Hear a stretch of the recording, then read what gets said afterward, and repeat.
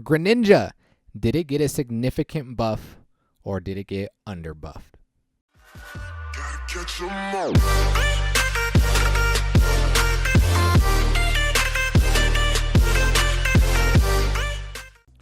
What's good? It's your boy Rico. Welcome back to another episode of Pokemon Duel. What is on my forehead? I don't know. That is a result of too much picking. Okay, aside from that, let's get that out of the way. I mean, I wish I could just blemish it out of the way.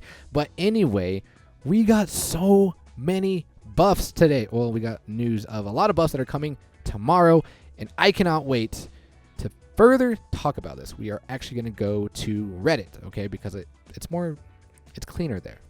So shout out to Mr. Richard here, Noob Killer, who has it all nice and laid out.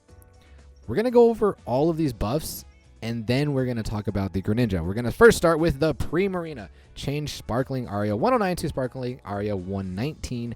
Change Aqua Jet 60 to Aqua Jet 70. Now, a lot of people were kind of complaining about this because they use the Sparkling Aria. They use it primarily to counter Zoro.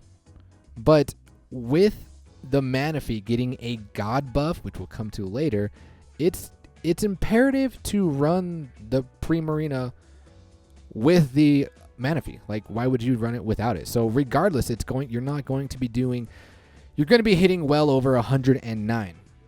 But on the bright side, look at the Aqua Jet. The Aqua Jet moves to 70. Maybe it's time to Carbonite the Aqua Jet and add your change into Carbonite, because that will in turn hit for 109. So, I mean, it could be viable. I don't know. But, I mean, who's running Primarina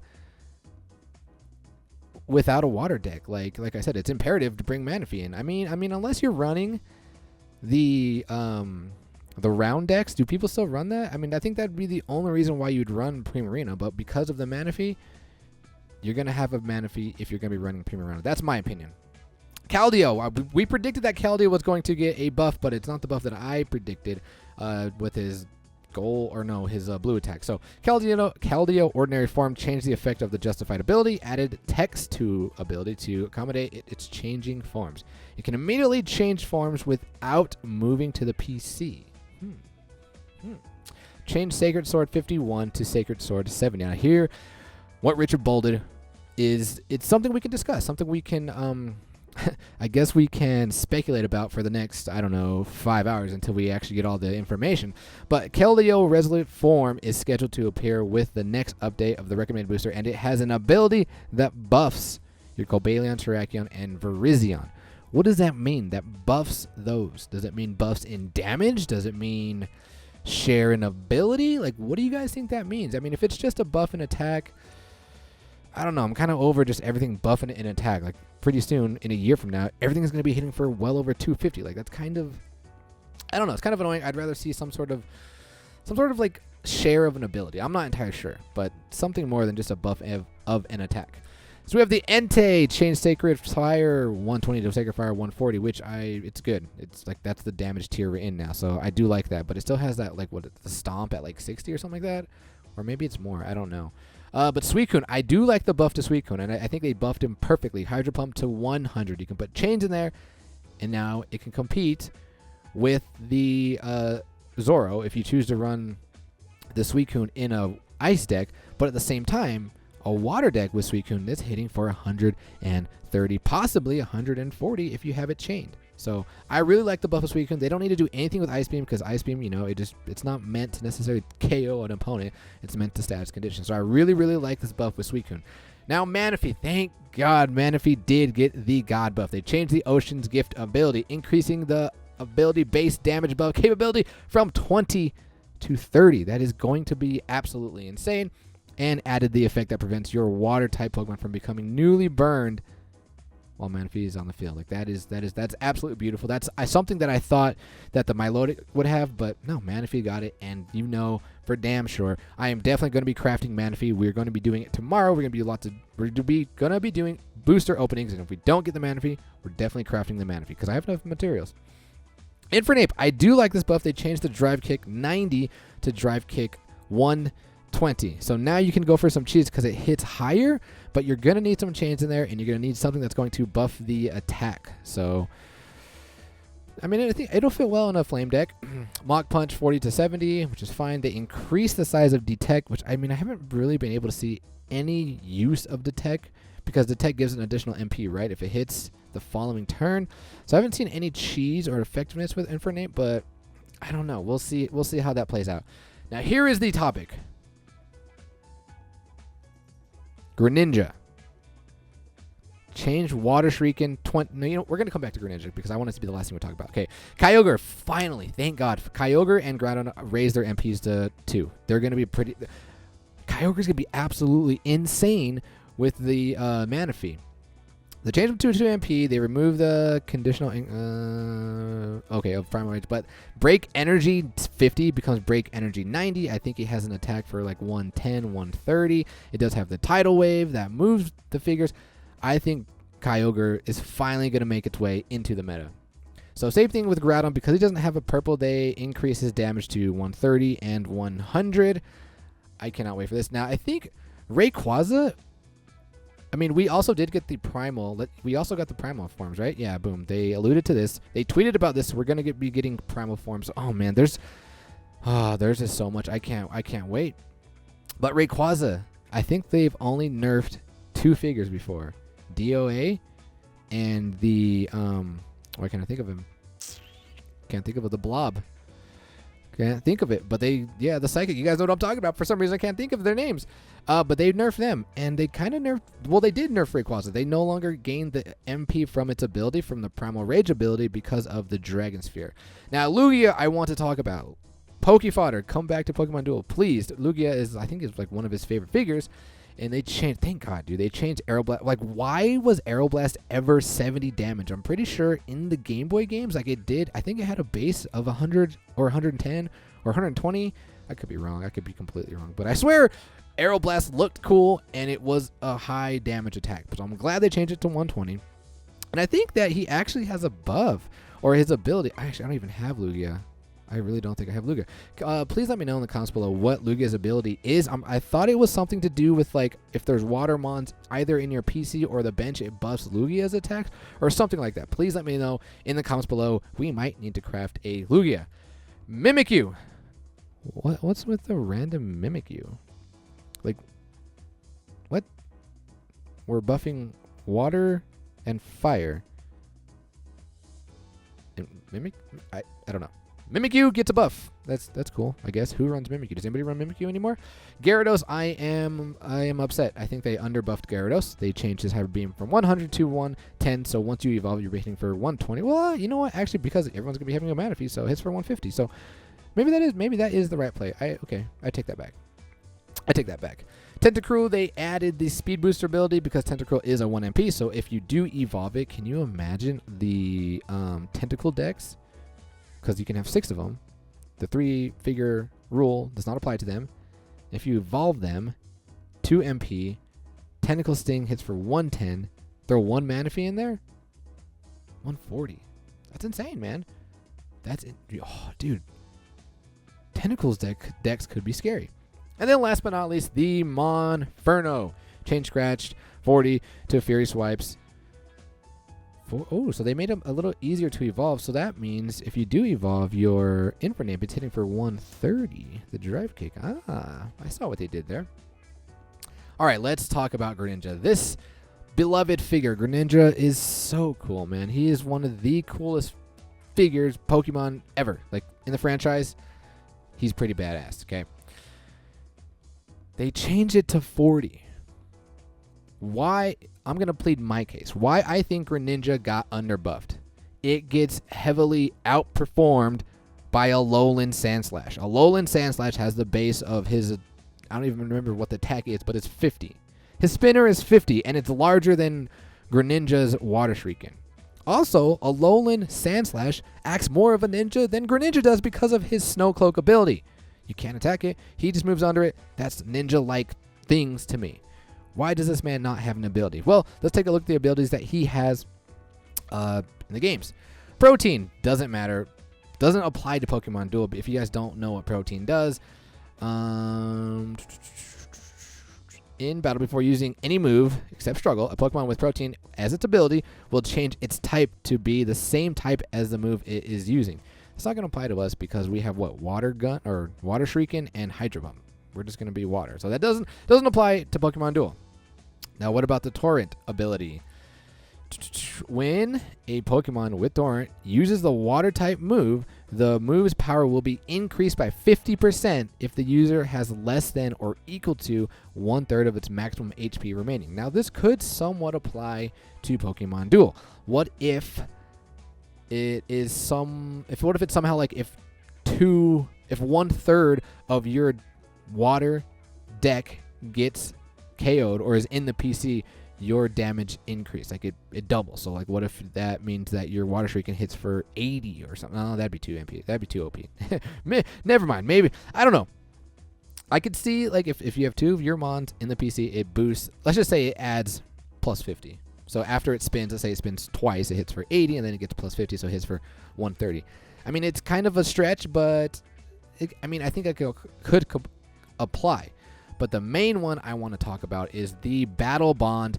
When are we going to be getting Ash Greninja? Okay, I think it should have the Battle Bond ability. And if you don't know what that is, this is what it does.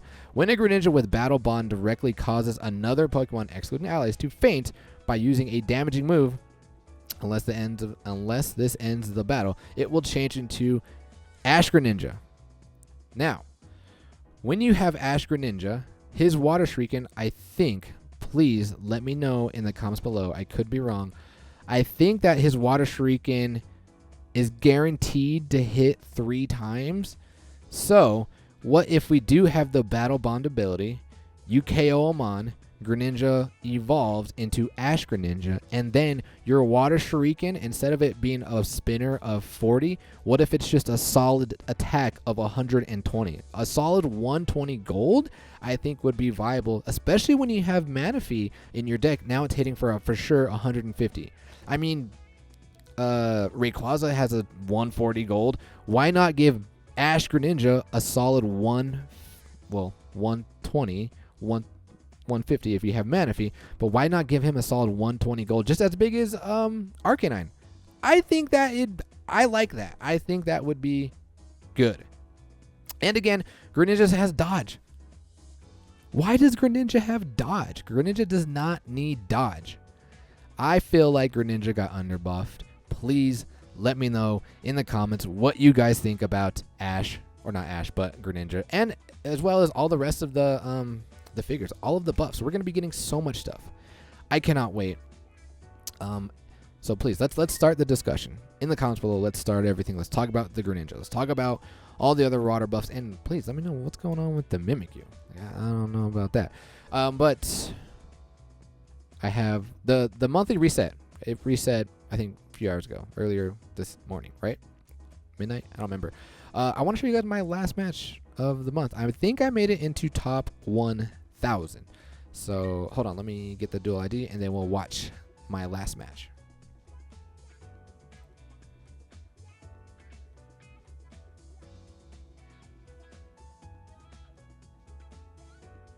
Alright guys, we are back, and I was going up against a pretty cool Genesect deck, and I was actually running my my grass deck.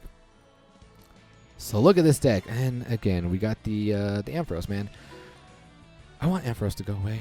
I just want him to go away so bad. But so I am running the double Lurantis, Virizion, Sceptile, Bulu, and the Rowlet, and I do not have the Grass Sphere. I didn't know you couldn't purchase it, or if you could, I swear I thoroughly looked through it. Okay, maybe not thoroughly, I just kind of skimmed through it, but I didn't see it in there, so I don't have it. So I got DC long throw because of a rush. I only have one runner. Max, Tropical, and Miracle Seed, just to further buff the Rowlet. My opponent has a nice deck. He's got the double Feeny.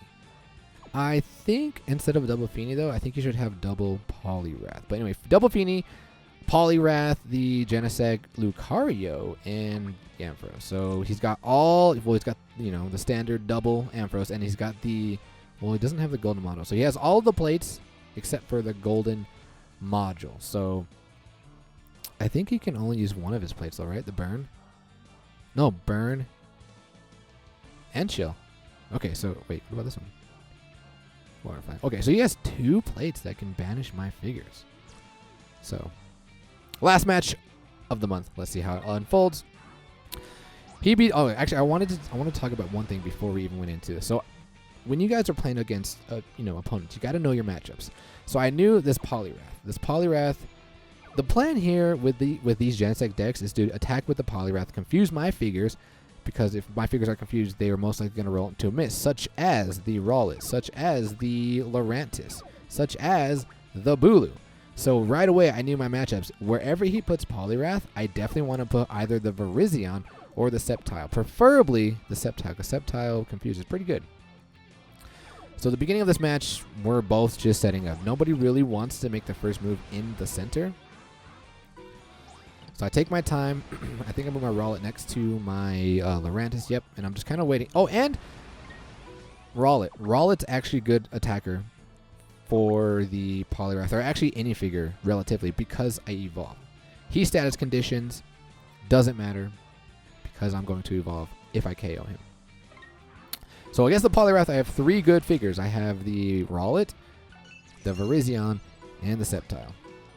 So now he moves up. I'm like, okay, I'm going straight after you. And I just right when I attack, I swear if I get the Sucker Punch, I'm going to be so mad. I rolled a miss, and I was like, okay, that was close.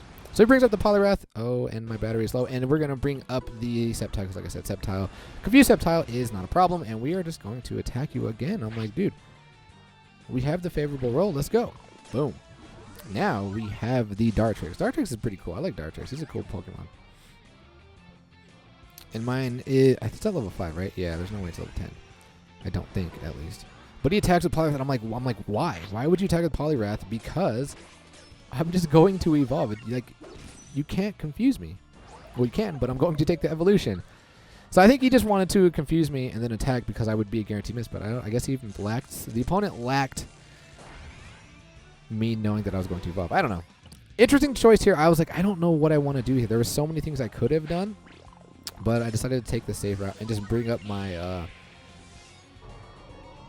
Sceptile. And look at that. We are doing pretty good. All the Water Mons are gone. Too bad we can't take the entry point. If all 3 of these Water Mons were gone, we would be in a good situation or a good position. But then he's going to make it. Because he doesn't want it. Because I would have definitely DC'd. I would have definitely went after him. And he does not want that. And I'm like, okay, that's fine. It doesn't matter if I take the entry point. There's no reason. Okay. We're going to stop and talk about this play. All right. So I threaten this around here. Prior, I did not take the entry point because he's got the Tapu Fini on. Yeah, I'm stopping. It didn't stop.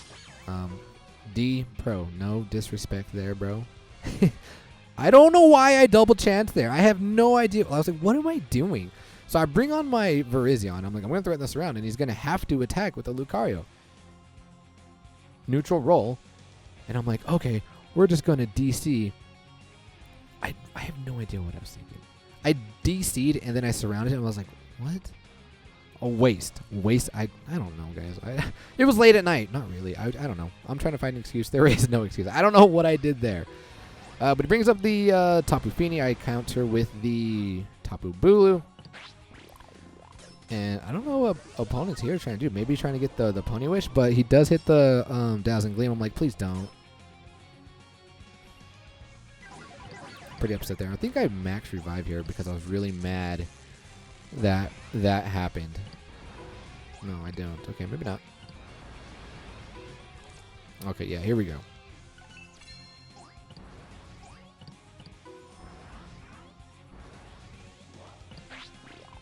Again, I'm not sure what he's trying. I think he's trying to Pony Wish. I think that's what he's trying to do. So I guess double Fini could be viable because then you have 2 figures that can Pony Wish. So I don't know. What do you guys think? Let me know in the comments below. Should you have double Manaphy or should you have double Poliwrath?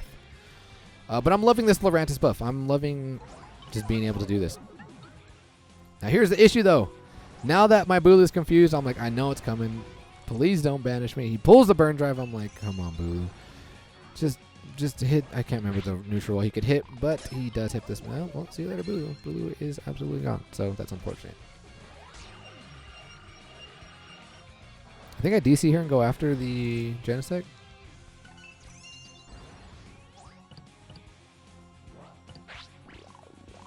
Yep, I KO him. I don't know. I think I I think that was a wasted DC, actually. Even if he did hit the Techno Charge, I would have out-damaged. Yeah, that was a waste. That was definitely a wasted play there. I mean, that's 2 double chances that I've wasted already.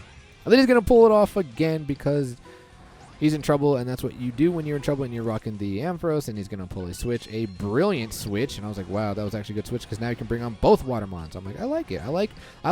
I think it's imperative to have a switch when you have a Tapu Fini and you have multiple Watermons. So I like having a switch in this deck. And just like that, he has all of his figures. I mean, I still have all my figures, but he has all of his figures, and it's just so disheartening. Like, it really is. Having to go up against double Mega Ampharos, but it's the game we play, right? It's the game we play, it's the meta.